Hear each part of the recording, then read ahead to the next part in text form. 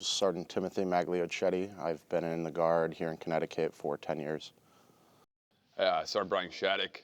I've been also in the Guard for about 10 years. Sergeant Chris Church, 9.5 years or so.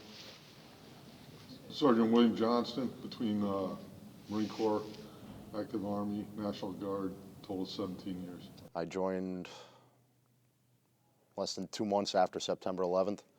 That was pretty much my deciding factor.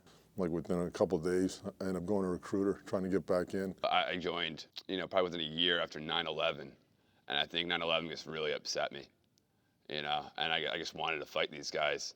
Because I kept having breaks in services, and my rank, recruiters wouldn't let me in.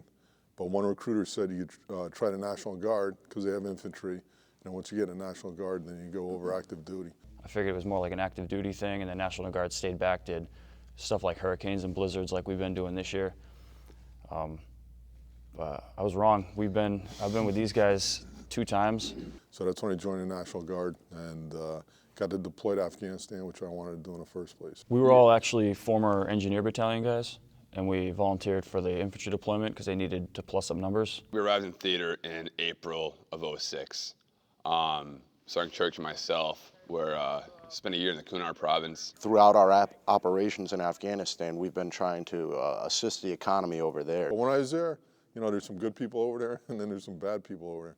But the bad people are always like in a minority. There's villages that, lean towards the Taliban, and there's villages that are favorable to us. It all depends on where they're located, how they've been treated in the past, and probably who's offering the better deal. We're not doing a lot of building over there.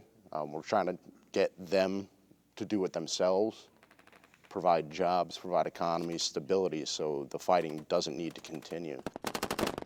First tour, the FOB Kalagoosh in Nuristan, we built that from scratch. And when we're there, we get attacked every now and then.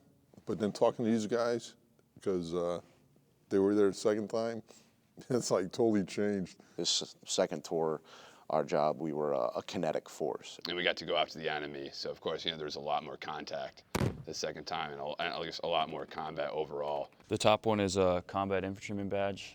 We've all got one of those. It's basically for being an infantryman who is engaged in some type of ground combat with enemy forces, which we've all seen plenty of that. This past combat tour, we're battle space owners, so they stick us in, the central geographical area, and you have X amount of square kilometers, and that's your battle space, and you're responsible for all enemy combatants within those limits. The infantry guys are more like just take what you learn in boot camp and just refine it down into something that's more of a reaction, like a natural reaction. When it comes to the infantry and these tasks, whether it's, room clearing, patrolling, raids, trenching. I mean, you do that stuff, and there's Army doctrine for that, and so there's a way you train for that.